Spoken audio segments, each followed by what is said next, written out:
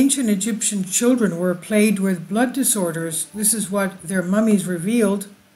A look at 21 ancient Egyptian mummified children reveals that 1/3 of them had a blood disorder known as anemia. 1/3. That's terrible.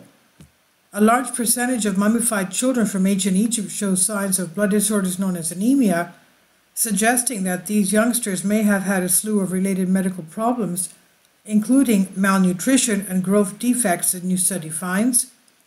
Using a full-body CT computed tomography scans, a non-destructive way to study objects, an international team of researchers examined the remains of 21 children, child mummies, who had died between the ages of 1 and 14.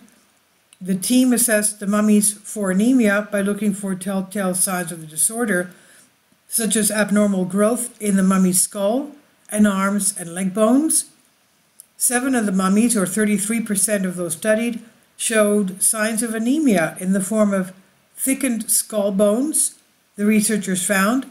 Today, anemia is thought to affect 40% of children under the age of 5 years old globally, according to the World Health Organization.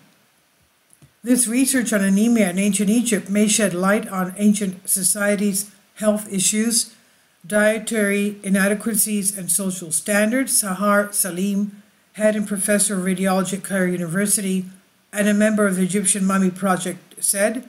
Salim, who was not involved in the study.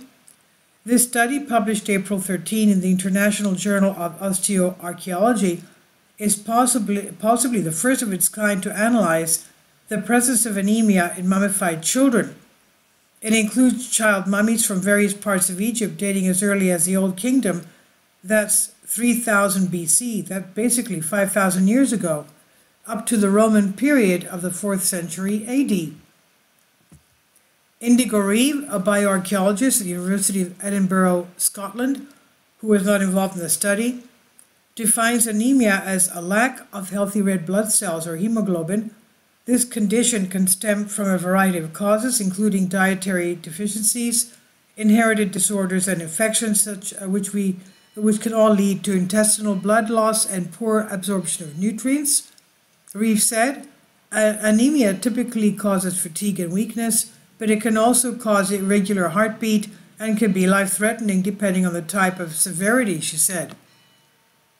Childhood cases of anemia can cause the expansion of some bone marrow, which is found in the center of most bones, which can lead to odd and abnormal bone growth, such as a thickening of the cranial vault, the part of the skull that holds the brain, Reeve explains.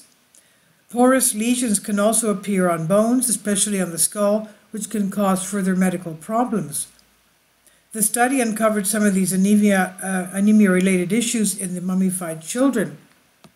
In one of the 7 cases with thickening cranial vaults, a 1-year-old boy showed cranial signs of thalassemia, an inherited blood disorder that can cause mild to severe anemia due to reduced hemoglobin production.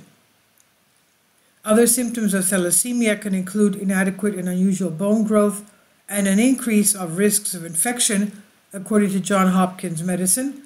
The boy also had an enlarged tongue and a condition known as rodent facies, which is an abnormal growth of the cheekbones and an elongated skull. This boy's severe anemia, compounded with other difficulties, likely causes death, the researchers theorized. It's unclear how these ancient children came to have anemias, but the disorder can be caused by malnutrition, iron deficiency in pregnant mothers, chronic gastrointestinal issues and bacteria, viral or parasitic infections, all of which are thought to have been prevalent in ancient Egypt, the researchers said. However, the study's small sample of 21 child mummies is not representative of an entire population or time period, the researchers note, and further, the CT scans produced blurry images due to low resolution that prevented interpretation of additional signs of anemia, Salim said. Salim said, however, we think that this work may pave the way for additional research on anemia and other ancient health issues in the future. This is by Hannah Kate Simon on Life Science. Please leave your comments and thank you for your support. My Patreon account. The daily posts are 5 videos daily, and they are totally different from what I have on my YouTube channel. Thank you so much for your support and that you find all my content so interesting. You'll find the Patreon account details in the description box below.